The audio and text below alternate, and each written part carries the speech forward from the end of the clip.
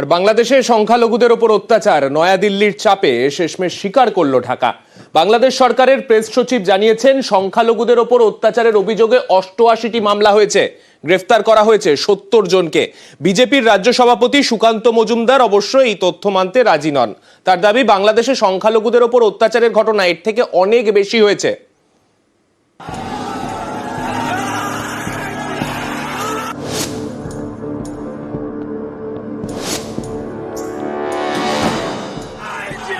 ইসকনের সন্ন্যাসী চিন্ময় কৃষ্ণ দাস গত মাসের শেষের দিকে তাকে গ্রেফতার করা হয়। এরপর থেকেই অশান্ত বাংলাদেশ। পদ্মাপাড়ে আক্রান্ত হয়েছে সংখ্যালঘুরা। ভারতের চাপের মুখে শেষমেশ একথা স্বীকার করল বাংলাদেশ। ভায়োলেন্স হয়েছে মাইনরিটিকে টার্গেট করে। 70 জন সোফার অ্যারেস্টেড হয়েছেন এই কয়েকটা ঘটনায়। 88টা কেস হয়েছে।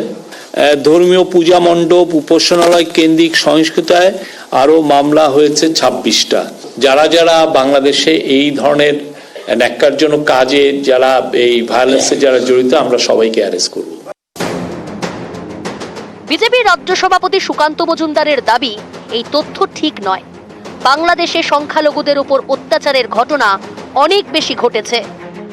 এতদিন পর্যন্ত বলা ভালো যে বাংলাদেশ এটা অ্যাকসেপ্টই করছিল না যে সে দেশে সংখ্যালঘুদের উপর অত্যাচার হয়েছে। কমসে কম তারা অ্যাকসেপ্ট করেছে, মেনে নিয়েছে যে অত্যাচারটা হয়েছে। কিন্তু যে সংখ্যাটা বলা হচ্ছে, আমার মনে হচ্ছে সংখ্যাটা অত্যন্ত কম।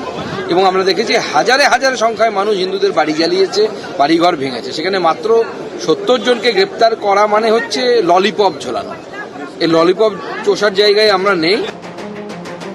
ইসকনের সন্ন্যাসী চিন্ময় কৃষ্ণ দাসকে গ্রেফতারের পর থেকে অশান্ত বাংলাদেশ। সংখ্যালঘুদের মারধর, তাদের বাড়িতে আগুন, ভাঙচুর থেকে সংখ্যালঘুদের ধর্মীয় স্থানে হামলার নানা অভিযোগ। এ নিয়ে আগেই উদ্বেগ প্রকাশ করে বিবৃতি দেয় ভারত সরকার। পাল্টা ঢাকা বলে এটা তাদের অভ্যন্তরীণ বিষয়। এও দাবি করে ভারতীয় মিডিয়ায় বাড়িয়ে দেখানো হচ্ছে। এই প্রেক্ষাপটে সোমবার ঢাকায় দুই দেশের বিদেশ সচিব পর্যায়ের বৈঠক হয়। বৈঠকে কড়া বার্তা দেয় নয়াদিল্লি।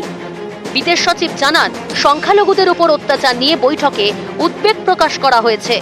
সংখ্যালঘুদের ধর্মীয় স্থানে হামলার প্রসঙ্গ বৈঠকে উঠেছে। বাংলাদেশের সংখ্যালঘুদের নিরাপত্তা এবং উন্নয়নের বিষয়ে ঢাকাকে গঠনমূলক পদক্ষেপ করার বার্তা দেন বিদেশ সচিব বিক্রম মিশ্রি। পাল্টা সেদিনও ঢাকা দাবি করে এটা তাদের অভ্যন্তরীণ বিষয়।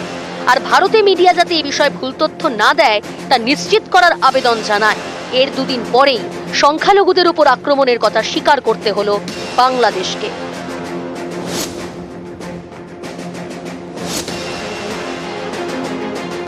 ভায়োলেন্স হয়েছে মাইনরিটিকে টার্গেট করে। 70 জন সোফার অ্যারেস্টেড হয়েছেন এই কয়েকটা ঘটনায়। 88টা কেস হয়েছে।